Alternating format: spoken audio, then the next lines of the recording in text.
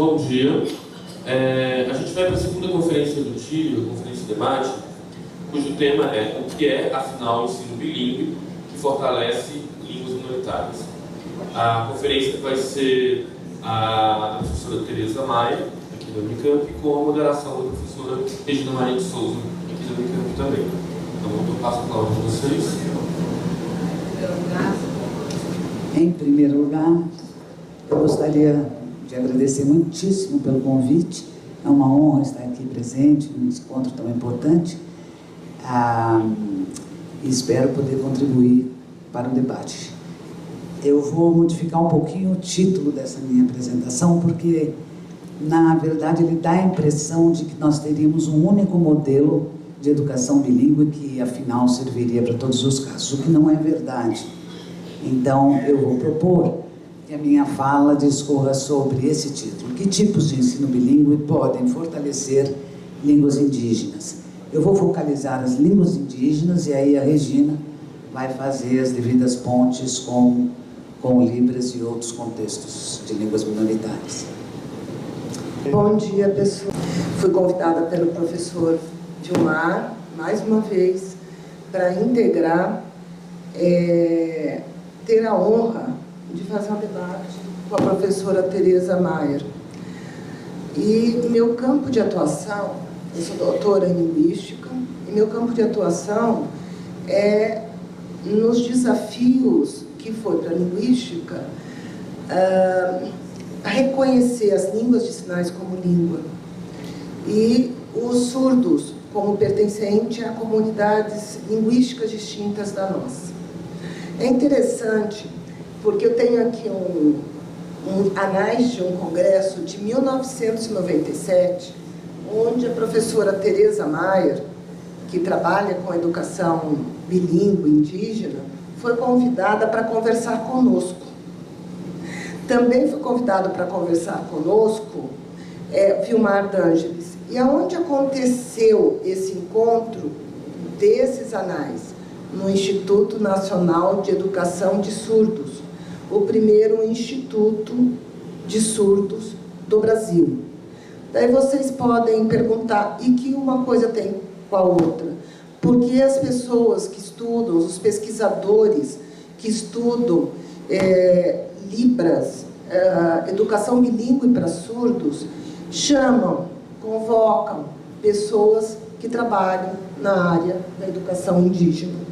Porque nós temos os mesmos princípios, as mesmas demandas e os mesmos desejos.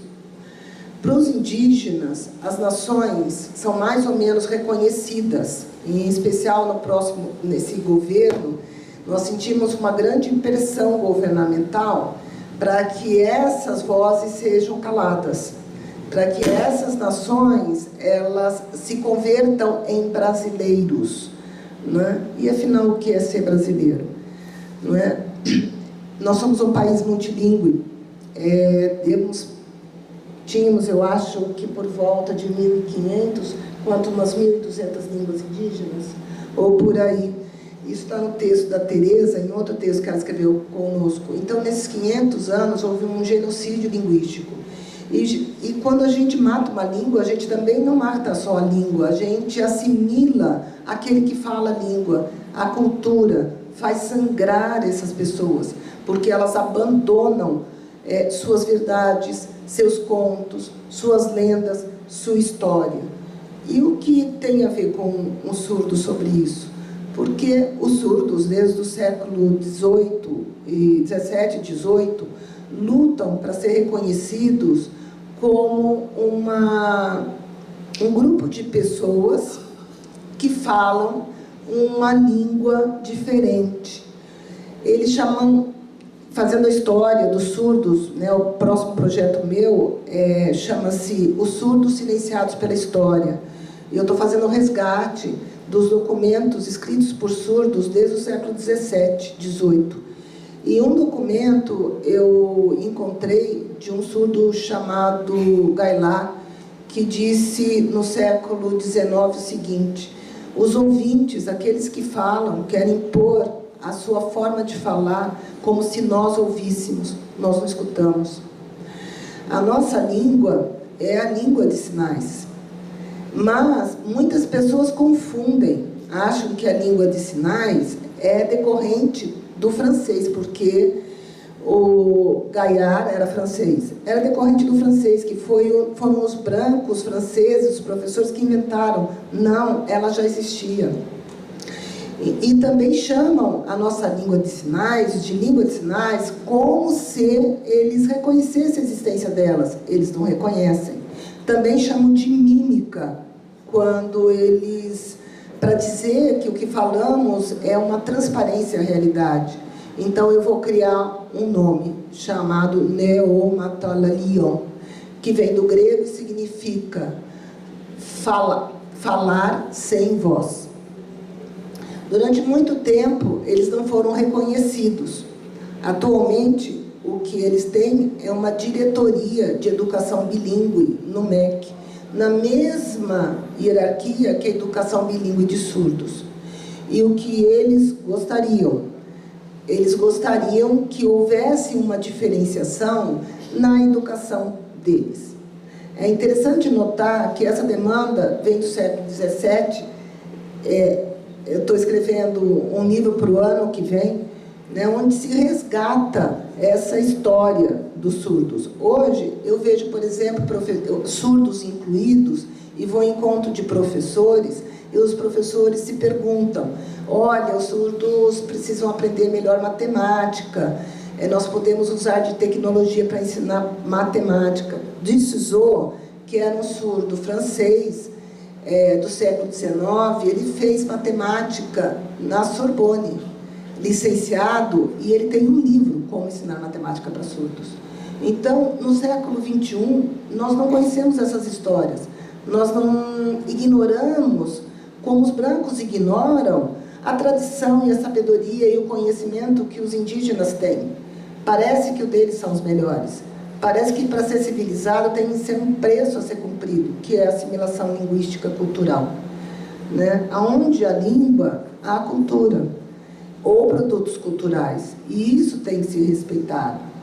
Eu parto do pressuposto que o sujeito bilíngue não é aquele que controla fluentemente duas línguas, como se fosse nativo nas duas. O sujeito bilíngue não funciona em duas línguas, em todos os domínios, sem apresentar interferência de uma língua sobre a outra. Eu estou citando a Teresa. Ele tem uma língua, o sujeito bilíngue tem uma língua do coração, onde se narra, conta as histórias de sua comunidade para os outros, que lhe seguem, tradição oral ou gestual, aonde ele se sente parte, pessoa, gente nessa língua. Quando se fala de educação indígena, não raramente eu escuto o absurdo, mas é segregar os indígenas. No século XXI, onde a internet e o mundo está globalizado, nós não temos o direito de deixá-los isolados em suas tribos. Eles têm que ser civilizados. Isso ainda é dito. Como se a educação indígena fosse uma escola indígena segregada. Só que é impossível ser segregada, porque nós existimos e nós interagimos uns com os outros. Nossas histórias brancas, indígenas, dos negros se misturam.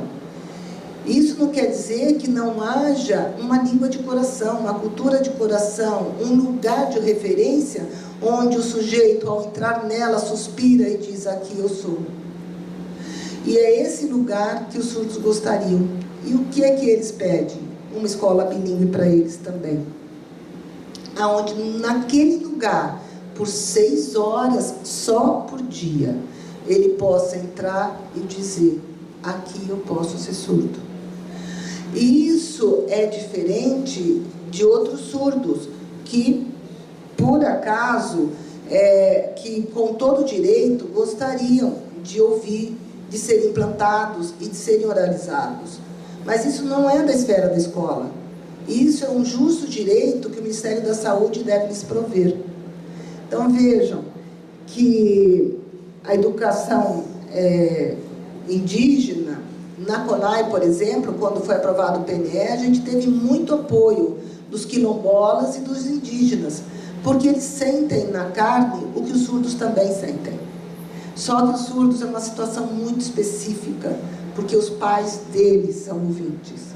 Os pais de um indígena, em geral, é um indígena.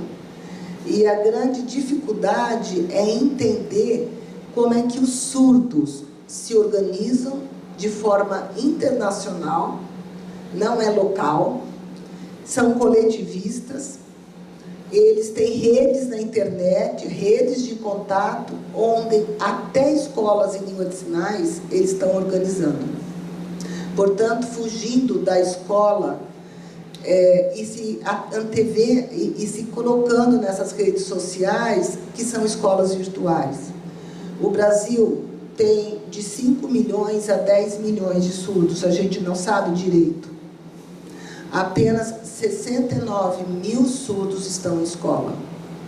Apenas 0,1,33 ascende ao ensino universitário. E são todos parte desse país chamado Brasil. A história da composição do campo foi um projeto sabático sob minha orientação, o campo da educação de surdos no Brasil, resgatar como ela se compôs como campo histórico de pesquisa para a linguística e para a educação bilíngue. Foi um tema de pesquisa meu que durou 2 anos e envolveu 13 pesquisadores em umas 7 universidades. Eu vou passar só a capa do livro. A capa do livro, ela é interessante. A capa foi elaborada por uma artista surda chamada Fernanda Machado. Eu gostaria que prestassem bem atenção. A primeira vez que vi a capa que ela escolheu, eu achei que a gente estava falando que esse livro vai sair o ano que vem. Então, é um livro que está em edição. Ronice participa, Vilma Favorito, Ivani, Loderli Carnop, a Tânia, Mara Felipe, as pessoas que constituíram a história do campo no Brasil na Associação Nacional de Pós-Graduação em Letras e Linguística. Foi o único campo que a gente conseguiu que não olhasse os surdos como deficientes. E vejam, que é a primeira vez que eu olhei essa imagem, eu achei que era um ar-condicionado e uma mão vermelha jogada contra ele. Falando com a autora, ontem, ela me falou o que era. Ela me falou o seguinte: numa parede branca, em que rouba a cena, eu vou terminar minha fala com a fala dela, para dar o espaço para... Porque, na verdade, eu vim só tentando fazer uma correlação, né? Eu perguntei para a Fernanda o que significava a capa dela. Nós queríamos que uma artista surda fizesse a capa. E ela conversou comigo por WhatsApp, e daí eu escrevi esse texto, os autores escreveram esse texto sobre essa capa. Fernanda Machado, artista surda, foi responsável pela capa deste livro, do livro que vai ser lançado. Nela, o leitor é convocado a sentir o espaço claustrofóbico ao qual os surdos estão submetidos, na família, na escola, na vida social. Em uma parede branca, que rouba a cena da obra, há apenas uma pequena janela, fechada, sobrepondo-se a ela uma velha persiana, que obscurece, joga escuridão e obscurece o pouco de luz e claridade que poderiam ser antevistos se a pequena janela, ao menos, estivesse aberta. Janela aberta que poderia ser um ponto de fuga de um horizonte maior e luminoso, ainda que para isso o corpo pudesse sangrar como as mãos que tentam derrubar um muro que separa boa parte dos surdos da vida acolhedora e amorosa, bem como a um espaço que garanta equanimidade em aquisição de conhecimento, sem adaptações curriculares, sem precarização na contratação de educadores, sem constrangimentos nas várias esferas de uma vida de fato cidadã. Um drama que os surdos vivem desde o século XVII na França e chega até nossos dias. Esse livro se propõe a contar uma história ainda não contada. Então, essa ponte, eu gostaria só de apresentar o livro, que está em diagramação, e daí eu vou fazer já, fechando a minha fala, o merchandising. Ele vai ser lançado provavelmente na Amped, então quem for para a Amped, vai lá, não vou falar do livro, eu só vou apresentar. Eu dediquei o livro aos surdos silenciados pela história, para que uma outra história, a história dos entendidos ouvintes, dos especialistas, educadores, tão expert, ex-pais, né? Que tudo sabem saber o que é melhor para eles, sem ao menos conhecer a história deles. Dediquei meu livro, esse livro, que não é meu, é de um grupo ligado ao Ampol, a eles. E daí eu fico pensando na intromissão dos intelectuais ouvintes sobre o que é melhor para os surdos. Então eu vou ler a epígrafe do livro e finalizo a minha fala. Pelo seguinte, eu vejo muitos experts dizendo, olha, para os surdos, a língua de sinais, mas nunca entraram numa comunidade surda. Não tem relação nenhuma com a vida e sofrimento deles. Não sabem o que passaram. E eu fico pensando, quem são esses intelectuais? A que servem? Termino minha frase com uma fala do Foucault sobre os intelectuais. Penso que os intelectuais, se é que essa categoria existe, ou se é que deve existir ainda, o que não é certo, ou talvez não seja desejável mais, renunciem às suas velhas funções proféticas. E por isso, não penso apenas na sua pretensão a dizer o que se vai passar, mas na função do legislador a qual eles aspiram durante tanto tempo. O intelectual é aquele que diz, eis o que se deve fazer, eis o que está bem, segui-me. Na agitação que vocês se encontram, eis aqui o ponto fixo, o meu conhecimento. Esse é o lugar onde estou. Como os intelectuais, o sábio grego, o profeta judeu e o legislador romano continuam a ser modelos que assediam aqueles que, nos nossos dias, fazem profissão de falar e escrever. Eu sonho com o intelectual destruidor das evidências e das universalidades, aqueles que assinam na inércias e coerções do presente os pontos de fraqueza, as aberturas, as linhas de força, aquele que, sem cessar, se desloca, que não sabe ao certo onde estará ou o que pensará amanhã, porque está demais atento ao presente. É aquele que contribui onde estiver de passagem. Muito obrigada.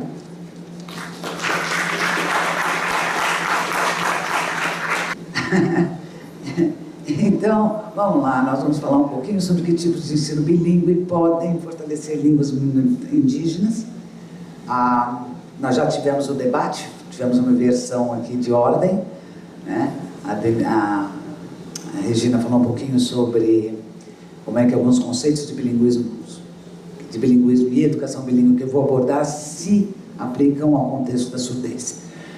Eu vou recuperar na minha fala muitas das coisas que com certeza já foram ditas aqui, tá? Mas não há como não mencionar essas questões. Uma delas, a premissa importante, é que a escola ela pode contribuir para fortalecer uma língua indígena, mas ela jamais poderá salvar por si só uma língua indígena ou qualquer outra. Então, a escola ela é uma peça importante num tabuleiro. É como se fosse um jogo de xadrez. Ela é uma peça muito importante, mas ela sozinha não ganha o jogo. Eu vou rapidamente falar sobre os modelos de educação escolar em contexto indígena, porque eu acredito que a maioria de vocês já tem clareza desses modelos, então eu vou passar bem rapidinho. O primeiro modelo é aquele que nós chamamos de modelo assimilacionista de submersão, né? O modelo clássico utilizado pelas missões religiosas, por exemplo, em que se tem uma situação de monolinguismo em LI, em língua indígena, inicialmente. A criança e o jovem é monolíngue em língua indígena, e aí a escola, o papel dela é tornar esse sujeito monolíngue em língua portuguesa. outro modelo é aquele modelo também assimilacionista, mas de transição. Nesse modelo, nós começamos novamente com um aluno indígena, monolíngue em língua indígena. Ele passa por um período curto no processo escolar de bilinguismo, língua indígena e língua portuguesa, mas o alvo ainda é tornar esse sujeito monolíngue em língua portuguesa. Esse bilinguismo de transição, ele é tolerado nas séries iniciais apenas para que a alfabetização, geralmente, possa ser bem sucedida em língua portuguesa. Uma vez isso acontecido, essa língua indígena sai fora do currículo. Nós temos, então, nesse caso, um bilinguismo subtrativo. A gente vai subtrair uma língua do repertório do aluno. O modelo de enriquecimento linguístico e cultural, e é importante enfatizar que, como já foi em muitas outras falas, essa separação entre língua e cultura geralmente não procede, né? Nós deveríamos ter uma palavra como existe em inglês, lingua culture, é uma palavra só, né? E ela sintetiza bem mesmo esse processo. E nesse modelo, então, você começa com um aluno monolíngue em língua indígena, e o que se deseja é que ele passe, então, a ser bilíngue, língua indígena e língua portuguesa, num processo de bilinguismo aditivo. Nós vamos, então, adicionar uma língua ao repertório dele. As línguas nas estruturas curriculares desses três modelos. No modelo assimilacionista de submersão, só existe uma língua na estrutura curricular, a língua portuguesa. A língua indígena nem sequer aparece no currículo. No segundo, há a presença da língua indígena, mas numa posição subalterna no currículo. O que a ênfase, o tempo gasto, o investimento na língua portuguesa, a língua indígena aparece ali como uma moletinha necessária no início da escolarização. Na estrutura curricular dos modelos de enriquecimento linguístico e cultural, existem duas possibilidades. Uma é aquela radical, nós vamos então colocar a língua indígena como a língua preferencial do currículo, tá? E deixar a língua portuguesa numa posição mais fraca, tanto em termos de tempo como no investimento. Essa é uma proposta. Eu vou argumentar que talvez essa não seja muito útil para ironicamente, para o fortalecimento de línguas indígenas. Vou retomar esse modelo em seguida não, ao final da fala. E temos uma outra proposta em que há uma certa paridade curricular. As línguas ocupam o mesmo espaço, ou posições no currículo semelhantes, o investimento, o número de horas gastas com cada uma é bastante semelhante, embora o conteúdo não. Isso é importante. Também vou retomar esse modelo mais adiante. Bom, então vamos lá. A pergunta que eu me coloquei é: que tipos, então, de educação bilíngue pode fortalecer línguas indígenas? Eu vou começar já dando as respostas, tá? E depois eu vou discorrer sobre cada uma delas. Claro que ensinos planejados e conduzidos por professores indígenas. Isso é óbvio. O professor não indígena não conseguirá contribuir para o fortalecimento de uma língua no processo de escolarização de alunos indígenas. Ele pode contribuir de outras formas. Mas esses projetos, esses ensinos bilíngues têm que ter objetivos realistas. Isso é muito importante. Nada muito idealizado não, senão o objetivo não é alcançado. Nós precisamos de professores bem formados. Eu vou aqui falar de dois conceitos. Ele tem que entender, ter clareza do que significa ser bilíngue e como trabalhar com a noção de repertório linguístico. Existem outros aspectos nos quais ele tem que ter uma boa formação, né, para conseguir ser bem sucedido, mas eu, a não ser muito en passant, não vou mencioná-los. E a terceira condição é que ele tenha em mãos materiais didáticos de qualidade. Nós, na década de 70, 80, até 90, tínhamos um certo discurso, uma certa ojeriza por material didático, né? Material didático é uma coisa limitante. Havia mesmo no nosso instituto quem apregoasse que o professor tinha que montar sua aula dia a dia, porque ele tinha que montar uma aula para aquele grupo de alunos. Uma baita idealização, gente, fala de quem nunca entrou numa sala de aula ou teve que conduzir um ensino. Nós não temos condições de fazer um ensino personalizado para cada turma. Isso é uma utopia. né? Quem é professor aqui sabe que você precisa de algum apoio do ponto de vista de material didático. Claro que você pode subverter esse material didático, isso é importante, mas não contar com nada e com a cara e com a coragem acho difícil. Bom, eu vou agora falar de um contexto, é o único onde eu me sinto razoavelmente segura, que é a minha experiência no Acre indígena. Os professores acreanos não estão aqui, embora eu acho que eles ficariam muito contentes de poderem estar aqui. Então eu vou trazer as vozes deles um pouquinho para que vocês também possam escutá-los. Eu atuei, né, até muito recentemente, como docente, pesquisadora, assessora de um projeto de educação, de formação de professores e pesquisadores indígenas, promovido por uma ONG, pela Comissão Pro Índio do Acre. E é desse contexto que eu vou dizer o que eu tenho a dizer. Esses grupos de professores provêm de diferentes etnias, Kaxinawá, o Niquim, a Xaninca, Jaminau, Manchineri, Catuquina, Yamanauá, Poianau, Arara, Xamandaua. Desses, a Xaninca e Manchineri são falantes de línguas aruac, os demais de línguas pan.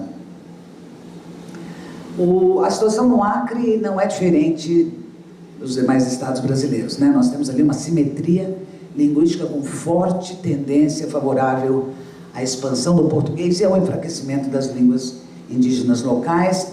As pesquisas têm demonstrado que, se esse caso não for revertido, várias dessas línguas poderão desaparecer no curso de apenas algumas gerações, não muito. Então, o que fazer frente a essa situação de deslocamento linguístico, né?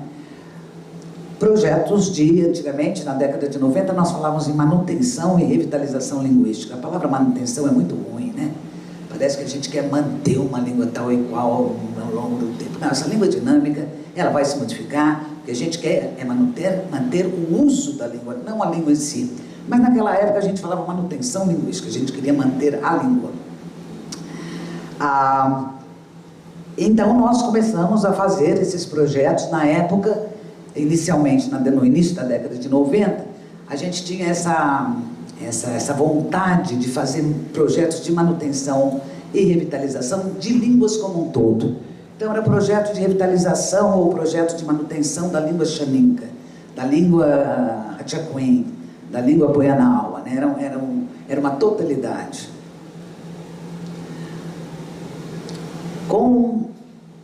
Partindo de algumas premissas. Primeira delas, nós tínhamos absoluta certeza de que elas tinham que ser orquestradas localmente. Políticas linguísticas de cima para baixo tendem a não darem nada, né? A chance dela ser eficaz é se ela brotar do interior da comunidade para fora, né? Nós, por mais que queiramos, a gente não entende as dinâmicas locais, as relações de poder, enfim, nós no máximo podemos dar apoio, que é super importante, apoio teórico, logístico, político.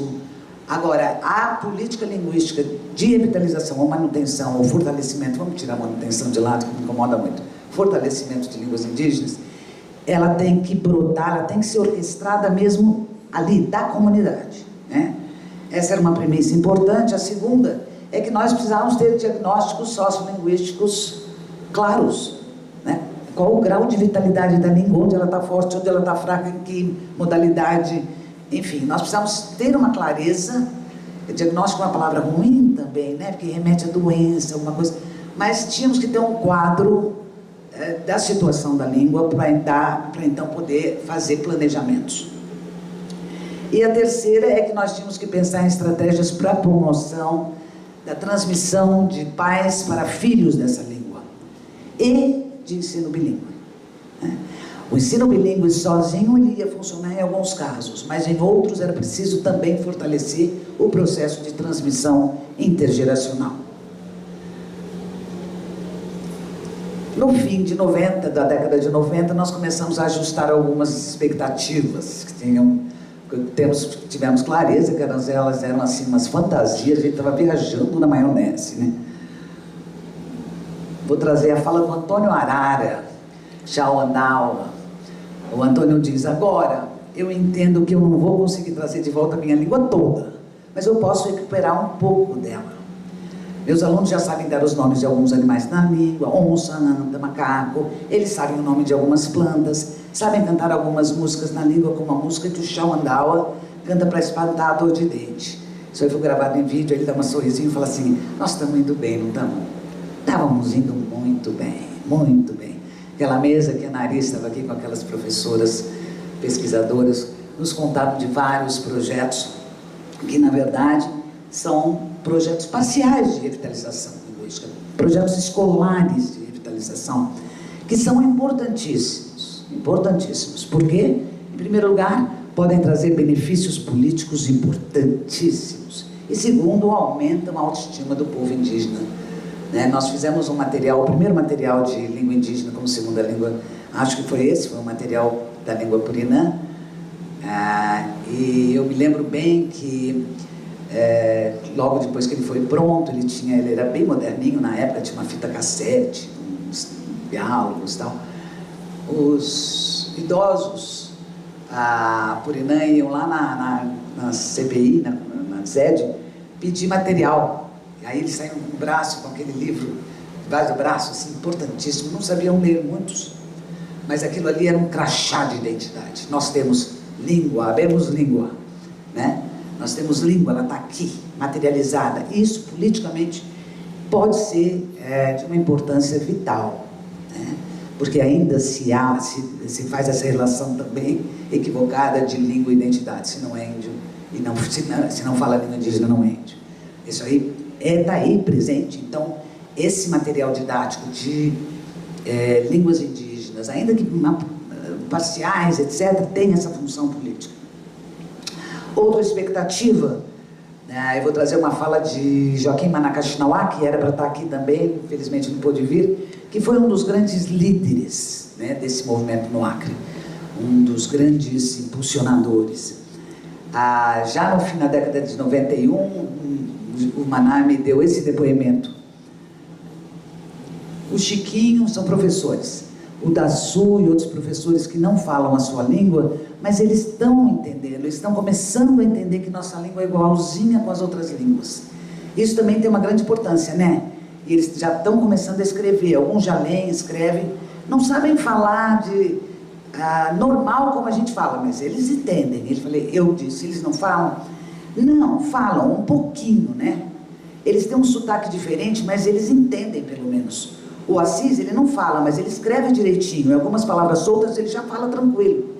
Você dá uma tarefa para o Assis, mesmo que ele não fale, você dá uma tarefa para o Daçu, para o Valdir, eles fazem. Tem algum errinho, mas eles fazem. Maná estava aí fazendo um ajuste importante, porque quando começamos o projeto, ele não tinha clareza que havia uma diferença grande no nível de proficiência dos professores. Então nós queríamos fazer um projeto para fortalecer a língua Ratchakuin. Mas como? Cada professor tinha um tipo de competência. Nós não podíamos fazer um projeto único para a língua. Foi aí então que nós nos demos conta da impossibilidade de pensar um projeto único de ensino de língua indígena para um povo como um todo. Melhor planejar projetos de ensino de língua indígena específicos para cada aldeia, para cada comunidade. Isso parece assim, mas isso é óbvio. Mas não era não, para a gente. Nós queríamos fazer um material didático para o ensino de Axaninca. Um material só. Mas a língua Axaninca no Rio Breu, ela tem uma configuração, ela tem um grau de vitalidade que é muito diferente da língua Axaninca no Rio Amônia, onde ela é soberana. Então nós não podíamos fazer um único projeto para a língua Axaninca. Tinha-se que fazer um projeto para fortalecimento de Axaninca no Rio Breu e para fortalecimento de Axaninca no Amônia. Então isso que nos parece óbvio hoje, não era tão. Então pensei em trazer essa experiência para vocês, porque talvez alguns de vocês também estejam pensando em projetos muito amplos demais, em vez de pensar em projetos muito específicos. Bom, mas para fazer isso, nós precisamos saber de algumas coisas. Então, começamos os projetos individuais de pesquisa sociolinguística de professores indígenas do Acre. Eu orientei esses projetos de 2006 a 2010 e neles cada professor, não eram os professores Coniquim, Caxinauá, não. Cada professor, o Daçu ia fazer o seu projeto, Maná ia fazer o seu projeto, Assis ia fazer o seu projeto. Cada um deles ia tentar responder essa pergunta: como nossa língua está ou não sendo usada em diferentes domínios na minha aldeia? Né? Como ela está sendo usada na família, no contexto, oralmente, na sua modalidade escrita? Quais são as atitudes das pessoas em relação à língua portuguesa e à língua indígena? Com as respostas a essas perguntas, ele teria que se perguntar, então, como elas podem me ajudar a planejar estratégias de ensino para fortalecer a nossa língua e nossa comunidade. Procedimentos metodológicos, muito rapidamente, eles fizeram várias entrevistas, tinham que fazer, eles tinham uma apostila com os procedimentos detalhados. Entrevistar as pessoas nas suas aldeias, montar questionários a partir dessas entrevistas, com dados, quantas pessoas, por exemplo, falavam em cada faixa etária. A gente tinha interesse em saber as crianças, como estavam as crianças, elas estavam falando a língua ou não, né? Isso era um dado importante. A observação participante, eles selecionaram um conjunto de situações que eles iam observar em loco, como reuniões nas aldeias com gente de fora, festas tradicionais, cerimônias religiosas, atividade de artesanatos, funerais, pescarias, caçadas, brincadeiras infantis, banho no rio, jogo de futebol nas aldeias, viagem de barco, oficinas, namoro. Eles queriam observar namoro. Eu falei: gente, mas como é que vocês vão observar a gente namorando? Vamos, professor, pode deixar que a gente vai ver, para ver que língua fala. Eu falei: minha mãe, nem se fala muito, né? Mas enfim, eles selecionaram essa atividade aí para observar. E aí, uma parte importante, eles tinham que observar 8 famílias, cada um deles, da comunidade, prestando atenção nas línguas que as pessoas usavam quando conversavam, né? Eles tinham lá que fazer isso também. Eu vou trazer uma parte, né, 2 partes de um relatório de um dos professores, o Gilson Caxinauá, que é filho do Maná, da aldeia Macuripe, que ele, depois de me entregar por escrito, nós conversamos sobre o relatório dele, essa conversa foi gravada. No dia 13 de setembro, professora, eu observei... Desculpa. No dia 13 de setembro, professora, eu observei uma reunião nossa lá na minha aldeia, né? Aí eu vi esse problema que todos os parentes que foram lá na frente falaram na língua indígena nesse dia. Não teve nenhum parente falando em português, não. Na frente era como um lugar que todo mundo falava a língua indígena como se ela estivesse forte. Aí toda pessoa que ia lá na frente falava na língua. Mas só que eu estava observando lá de trás, não sabe? E aí eu vi, professora, que os parentes, quando sentavam entre si, aí eles ficavam falando em língua portuguesa. Estava todo mundo falando em português lá atrás. Na língua mesmo, só os parentes que estavam lá na frente. Falei: caramba, ele assim, injuriado. Levamos a fala para reunir para os outros professores. E aí, então, nós vimos, né, ficou mais claro ainda, que não adiantava o Gilson atuar como professor só dentro da sala de aula. A atuação dele tinha que ir além, porque nós estávamos provavelmente diante de um novo enquadramento ideológico. Se antes se falava português, era obrigado a falar português em público, e a língua indígena só no privado, agora parecia que nós tínhamos... Fala língua indígena em público, porque é bacana, né? Nossa língua é mas no privado a gente fala português, né? E isso demandava uma atuação. Foi aí então que ficou claro, mais ainda, que o papel do professor não se resume a educar seus alunos em sala de aula, mas é dever dele educar a comunidade. Ele não pode pensar que o negócio fechou a sala de aula, acabou. Eu dei uma aula bárbara sobre língua indígena hoje, com material didático super legal, e agora acabou, eu vou falar português em casa com meu filho. Estamos observando isso também.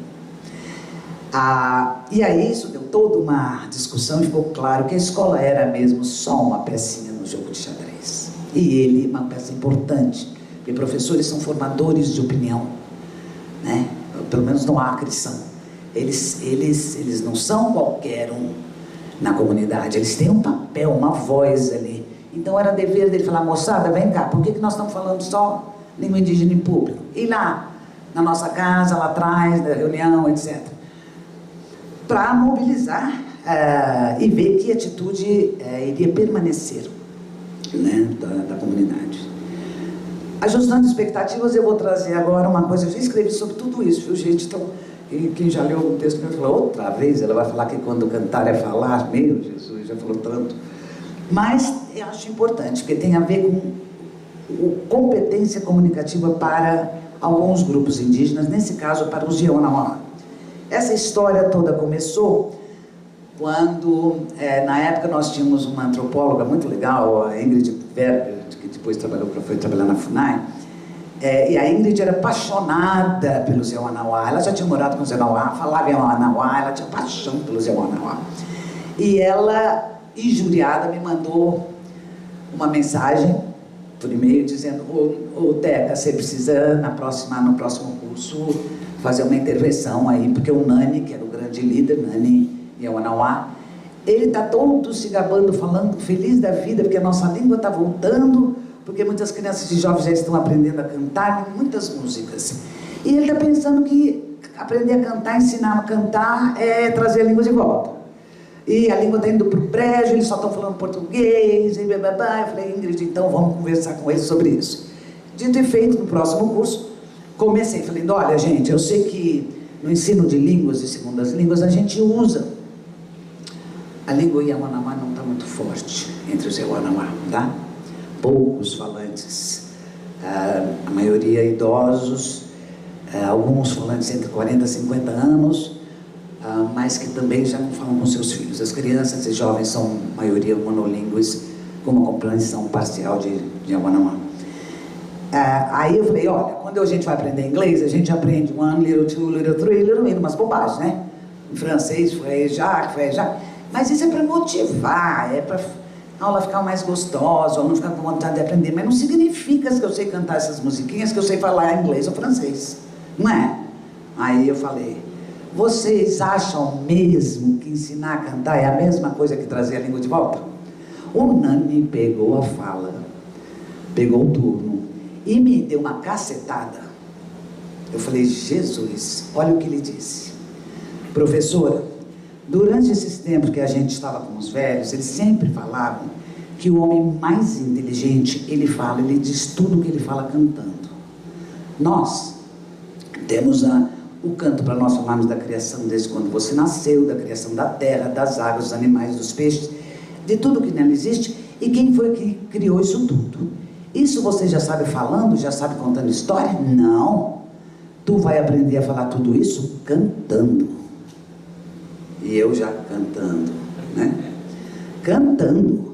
E como é que ele, o homem mais inteligente, que já tinha falado o homem inteligente, eu fiz um corte aqui, aprendeu a falar tudo que está aí? É porque alguém ensinou?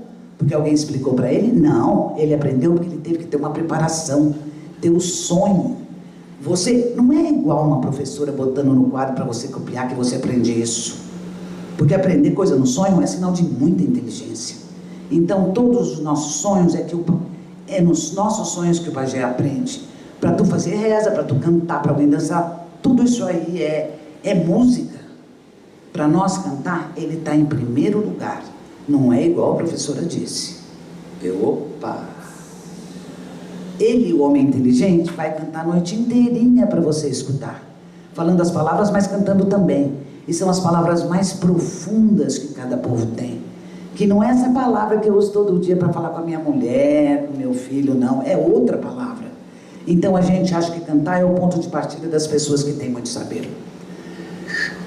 Bom, evidentemente, eu não vou, acho que não vai dar tempo, eu vou ter que fazer uns cortinhos aqui, gente. O Comanhara Xaninca, que é falante, é bem como diz ele, bem falante de Xaninca, ele diz: não, quando nós falamos, nós já sabemos falar, e cantar faz a diferença. Tá? Ele estava me dizendo: falar só, você saber só falar, não, você precisa saber falar e cantar. Implicação dessas intervenções. Nós estamos diante de visões antagônicas sobre o que significava ser proficiente em uma língua. Ingrid e eu estávamos achando que ser proficiente numa língua para todo mundo é falar aquelas palavras que a gente fala no dia a dia, né? É o uso comunicativo da língua. Mas para Nani não. Para Nani não é essa palavra que eu uso todo dia para falar com a minha mulher, com os filhos. Ser proficiente em Yawanawá é saber cantar. É ali que as crianças aprendem a ser Yawanawá. Esse negócio de vai buscar o negócio no roçado, senta aí, come aquilo. Eu posso falar em português, isso não existe. Isso o Meliá tem um texto maravilhoso. Não consigo achar o texto, mas é dele, juro por Deus. Ele dizia assim: o que importa não é salvar cadáver de língua, línguas ocas, né? Palavras ocas de sentido histórico, né? E é o que o Nani estava me dizendo. Ficar falando esse negocinho bobo aí, isso não precisa salvar. Precisa salvar é o canto. E é, de certa forma, para eles, né? Porque para a Xaninca não. Quando nós falamos nós já sabemos falar e cantar, faz diferença. Eu acho que é diferente você saber só falar, mas ele está dizendo, precisa saber falar. Então, para os Axaninca, esse uso cotidiano da língua é importante, não pode desaparecer. Você percebe quão complexo isso? Para o Nani, para os Yawanawá, não importa se a língua, essa coisinha vai embora. Mas não é o mesmo para a Xaninca. A Xaninca quer cantar e falar, né? Então, nós estávamos assim, tendo que fazer ajustes também nas todas as nossas expectativas. A segunda implicação é que o valor do gênero textual canto tradicional nos currículos das escolas indígenas, acrianas pelo menos, é inegável. E daí vem que, por isso que a escrita nos cantos foi desde sempre. A beleza da etnografia de longa duração é que você só vai entender umas coisas décadas depois. Eu só nessa aula, que eu entendi por que desde sempre eles vinham toda hora, vamos publicar, canto de não sei o quê, canto de não sei o quê. E eu não entendia, porque, não entendia não estava sentindo bola para aquilo. Não, aquilo era vital, né? Para todos. Para alguns só aquilo, para outros falar e aquilo, e o canto.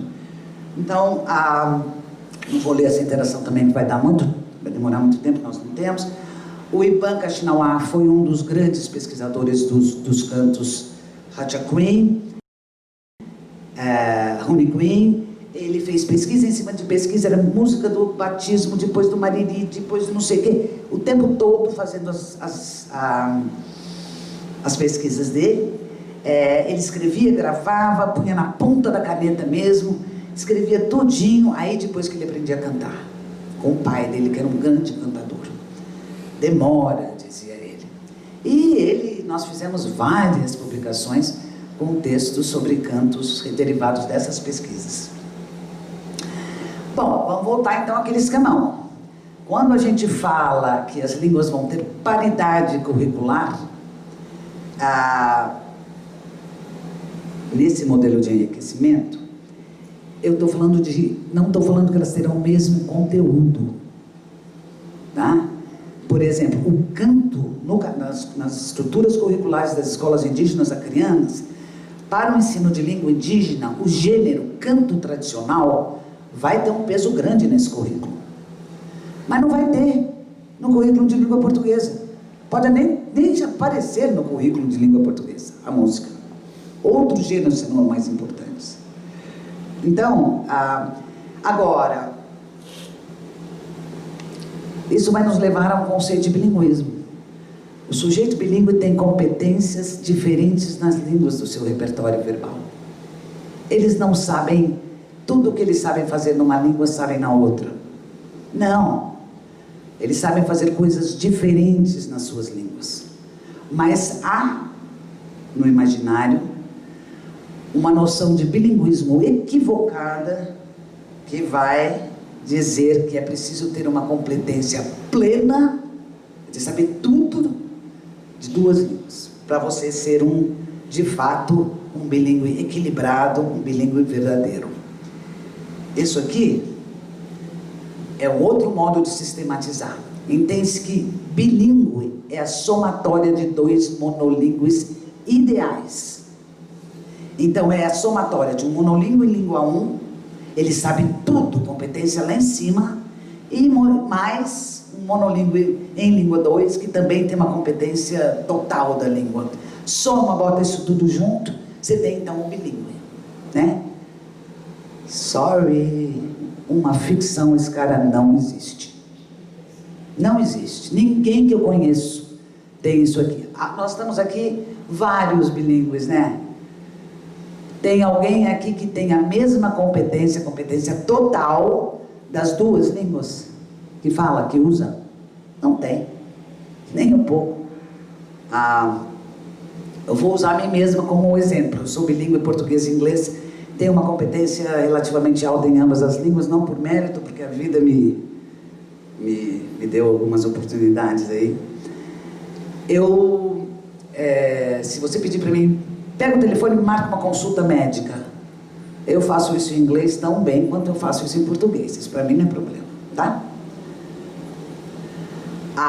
Agora, se falar para mim, reza Salve Rainha, eu falar, vá danou-se, só sei fazer em português, não sei rezar Salve Rainha em inglês, porque nunca tive que aprender.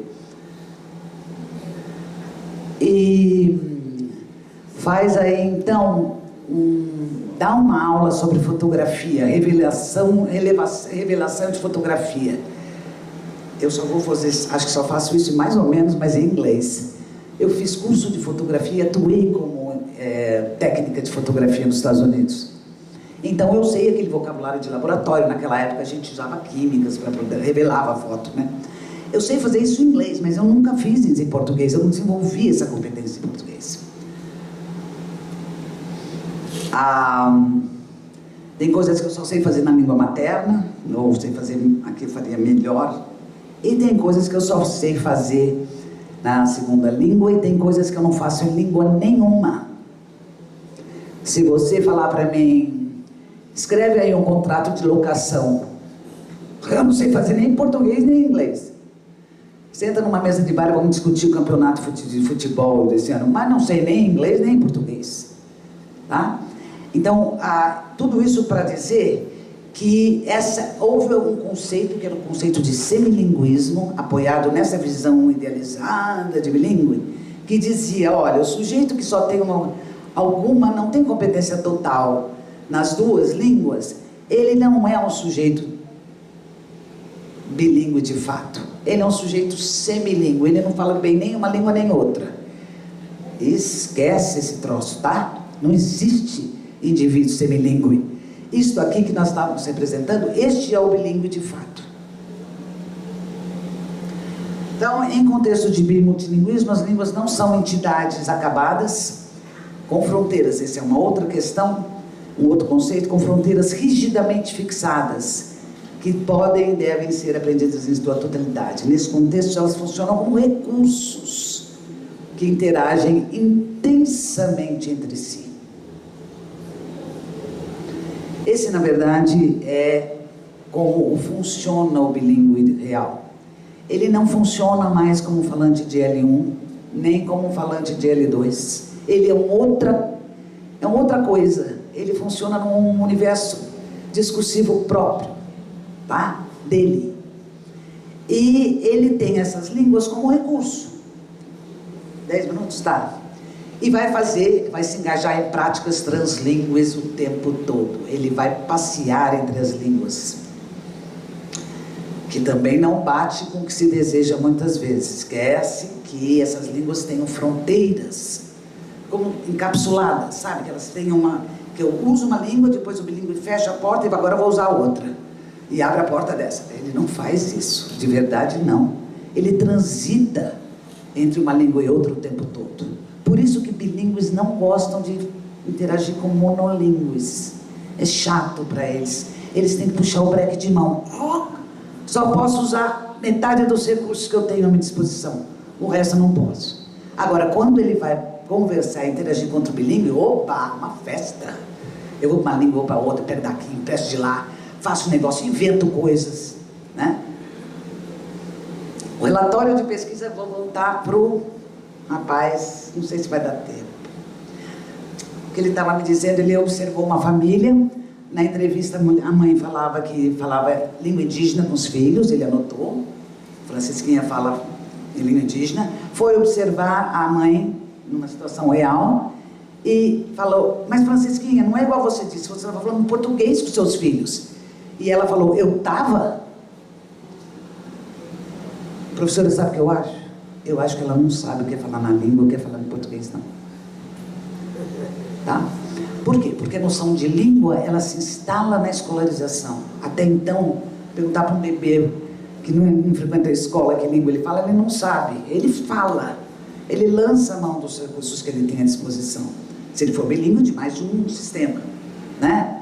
Mas ela não é escolarizada, Francisquinha. Então, ela fala na língua, mas ela não sabe se ela fala na língua, porque ela não sabe o que é. Onde começa uma, termina e começa a outra. Ela simplesmente fala, né? E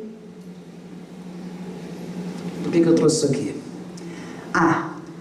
Falar que nós vamos apoiar as línguas indígenas em detrimento do português. Por que eu acho que isso aqui não funciona muito? Também não vou ler essas interações. Os professores indígenas só chegaram à conclusão depois que alguém levantou: olha, mas os responsáveis por levar a língua indígena a língua portuguesa para a aldeia somos nós mesmos, porque nós falamos bonito, nós aprendemos aqui, aí os pais também querem ensinar para os filhos, porque vão ter salário, etc. Aí um outro professor falou: olha, eu sei que a língua portuguesa é ruim, é a vilã, mas ela também é um alimento importante, diz ele. Eu quero que meus filhos aprendam as duas juntas, tá?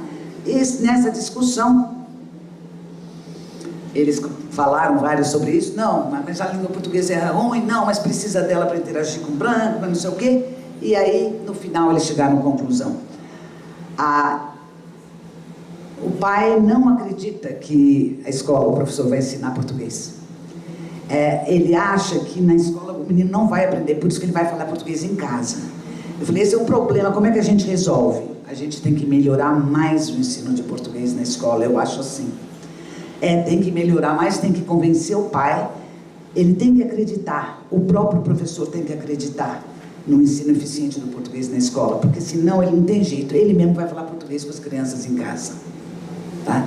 Então, deixar o português numa situação subalterna no currículo, pensando que se eu colocar todo o investimento na língua indígena, pode ter um efeito contrário. Os pais podem falar: então eu vou aprender, então eu vou ensinar português aqui em casa, porque na escola ele está aprendendo língua indígena. Tá? Então, esse é um modelo, em alguns contextos pode funcionar, mas nem sempre, precisa ter um certo cuidado aí. A implicação de que a sobrevivência das línguas indígenas parece paradoxalmente depender de quão eficiente é o ensino de português. Em alguns casos isso vai acontecer. Tá? Então a língua portuguesa, da língua vilã, ela pode ser a língua aliada. Se eu tenho um bom ensino de português, o pai vai falar: então tá bom, então eu ensino língua indígena em casa, tá? Se você me garante isso aqui. Se não garantir, porque você tem salário, meu filho também vai ter. Mais ou menos isso.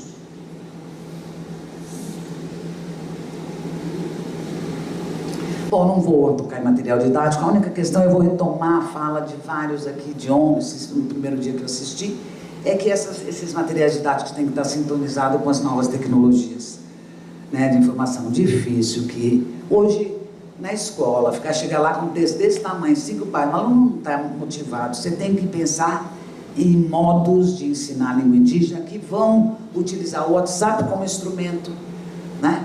Por exemplo. Claro que ele tem que fazer uma unidade didática, uma sequência didática, em que esse WhatsApp não seja só uma brincadeirinha, mas em que aquilo ali seja um gatilho para tornar a escrita em língua indígena muito eficiente. Né? Em blogs, né? Aí tem que também saber de pedagogia de projetos. Né, mas montar um projeto em sala de aula para montar um blog indígena, esse é um barato, né? Aí essa escrita vai ser muito mais interessante. Em vídeos, em vlogs, em videogames. Eu vou passar um videogame feito lá no Acre, com a ajuda de alguns. Eu queria que o Denis, né? Denis? Mas ele não está aí, mas ele também tem um projeto parecido. feito com a ajuda de alguns antropólogos, jovens antropólogos da USP.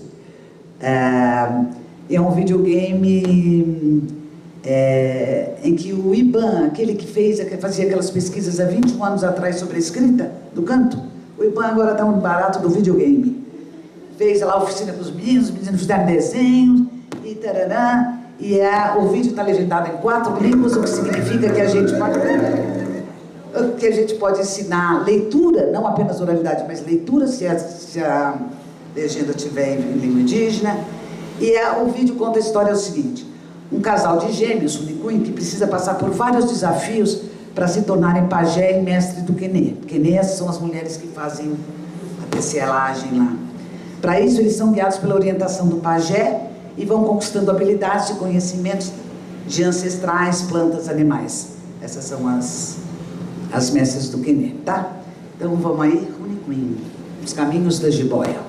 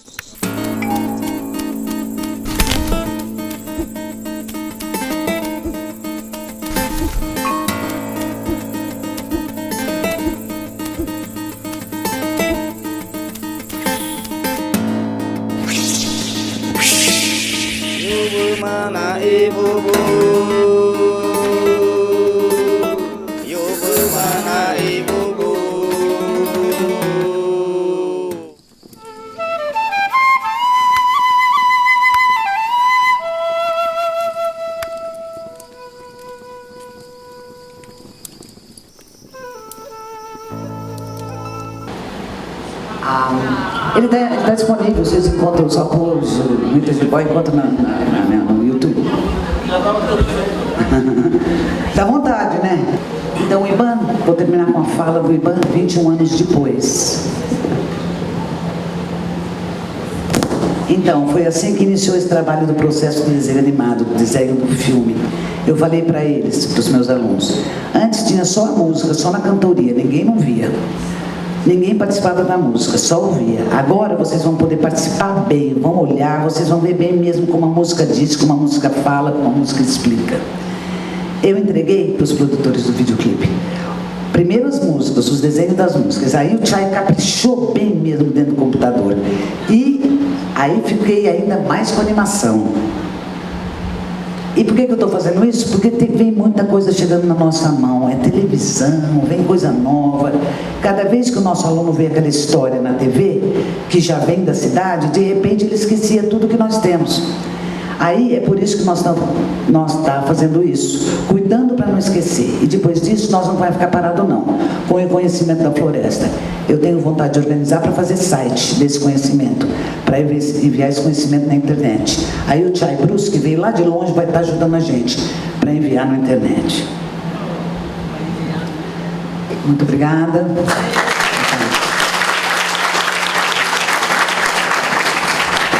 Teca, bom te encontrar novamente, faz 300 anos que a gente encontra com vocês.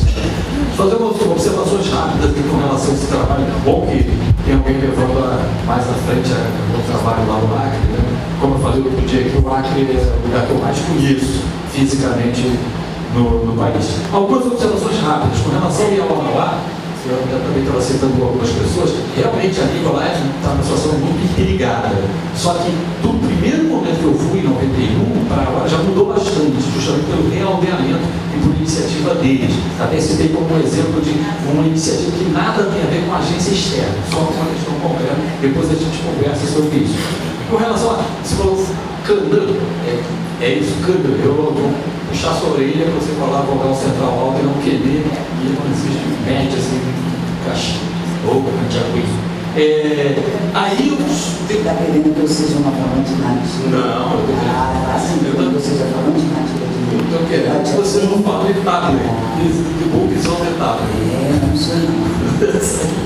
Tá. Até por isso que você sabe que, por causa da ortografia horrorosa que tem lá, feita pelos missionários, que vários, inclusive o Norberto, Tenã, ele sempre fala, qual é o seu nome? Tenã, né? É muito pouco a gente falar isso. Mas eu queria falar sobre esse negócio do vídeo ali. Achei legal a iniciativa do vídeo e de coisas assim. Mas também vou procurar você para a gente conversar com calma sobre esse negócio, sobre a narrativa que está por trás ali.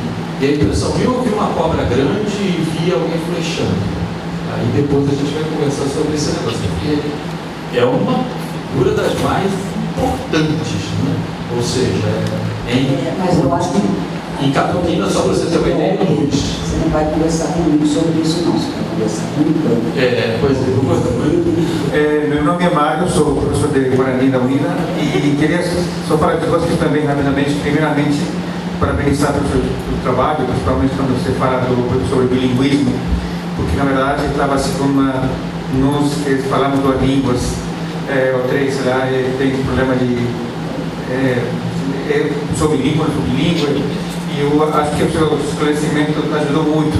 Na verdade, o bilinguismo total, como você falou, realmente não existe, e essa foi uma crise muito interessante. Depois que ele pediu, inclusive, mais bibliografia para poder justificar, né? Defender esse lado do bilinguismo, já que se fala muito de bilinguismo, há várias teorias, etc. e tal. E outra coisa com relação ao último tempo também que você falou sobre valorizar uma língua indígena e isso cria um efeito contrário do que nós queríamos. O caso que você falou já aconteceu na Bolívia, eu estive recentemente lá, como Guarani da Bolívia, e me contaram, né, desde que assumiu a presidência indígena lá, se valorizou muito as línguas indígenas, se criou uma lei de línguas, conhecida como Lei 070 lá da Bolívia, onde o principal era plurilíngue, transculturalidade, etc. e tal, e se deu um valor extremamente interessante às línguas indígenas. E foram criadas várias escolas nas comunidades, né? Escolas praticamente pela língua originária. E isso criou um efeito meio contrário, porque assim, os moradores da comunidade falavam assim: vou mandar meu filho para a escola aprender para estudar. Mas que ele aprende castelhano, porque o Guarani, o Quechua já sabe aqui, ele aprendeu aqui, comigo, em casa. Tem que aprender castelhano na escola. E na escola ensinava praticamente só a língua indígena. E aí criou um efeito contrário, e aí as pessoas começaram a ensinar castelhano para sua filha na própria comunidade. E hoje, praticamente, a comunidade inteira fala mais castelhano e praticamente a língua indígena fica mais restrito na região das escolas. Isso já aconteceu isso na Bolívia, e simplesmente quero contar para a gente ter esse cuidado. Não sei, eu estou trazendo propostas renovadoras, mas a gente deve ter muito cuidado. Eu acho que você falou de colocar essas duas línguas no patamar igual, isso seria interessante. Trabalhar bem as duas, tanto na escola como na comunidade, eu acho que interessante. Eu queria trazer essa colaboração. Obrigado. Existem alguns contextos em que a supervalorização ou uma maior valorização da língua indígena no currículo não tem esse efeito. Vamos, por exemplo, dizer, numa sociedade onde não há risco de que a transmissão intergeracional não ocorra, né? Por exemplo, a Xanica, o Vilmar conhece, da Amônia. Ali é muito difícil que isso não venha a ocorrer.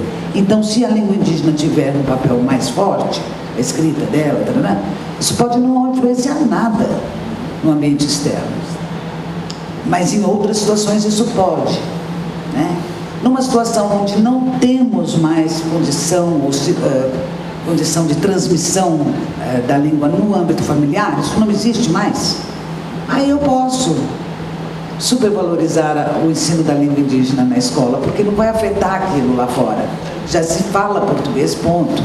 Né? Então, cada caso é um caso. O ponto que eu trouxe é mais para se pensar assim, cada caso é um caso e talvez, na maior parte deles, um equilíbrio no ensino das duas línguas, da importância, não no modo como se ensina, nada disso, mas da importância no investimento feito, talvez seja interessante. Mas, claro, observando as particularidades de cada caso. Né? Bom, já falava só para dizer a todos, talvez nem todos conheçam, todo mundo sabe quem é o Pelé, todo mundo viu, né? Imagina você poder ainda ver o Pelé jogar ao vivo, dizer, pô, eu vi o Pelé um dia jogando. Não, vocês não estão sabendo alguns aqui, mas o Pelé está aí, ó. As pessoas que estão na mesa são Pelé da língua indígena, da educação indígena e da questão de linguagem, surdez e educação para surdos do Brasil. Tem duas pessoas aqui que vocês têm a honra de ouvir, de ter ouvido e poder dizer, eu ouvi essas pessoas pessoalmente. Agora vocês conhecem as pessoas, quem não conhecia. O professor técnico, que é do nosso meio de educação indígena, todo mundo já leu alguma coisa. A professora Regina, provavelmente poucos já ouviram falar, ou já tem um livro que está num campo um pouco. Agora, daqui para frente, vocês sabem que são referências que, precisando pensar sobre esses assuntos, algumas pessoas conhecem a professora técnica de muito tempo, mas ouviram hoje pela primeira vez essa reflexão sobre o bilinguismo, que, aliás, ela fez uma parte disso em algum outro evento no COLE, né? Quem quiser procurar o link do COLE, eu vou procurar depois a referência de que ano. Desculpa aí. Desculpa. Eu estou querendo fechar e atropelando. E desculpa também, o nosso companheiro está sofrendo aqui porque ficou sozinho. Agradecer de novo, Eric. Ele ficou sozinho. Vocês imaginam o que é você fazer esse trabalho que está fazendo a manhã inteira, desde as 9 horas. Então, era só para dizer isso, gente. Vocês têm a oportunidade de conhecer duas pessoas que são esferas na sua área, que a gente deve sempre buscar como referência nessas temáticas e procurar conhecer mais. Agradeço muitíssimo, são pessoas que, além de tudo, são muito queridas para mim. Agradeço muitíssimo a disponibilidade de vocês. Até pode estar comemorando o seu novo netinho, seu homem, está querendo ir embora.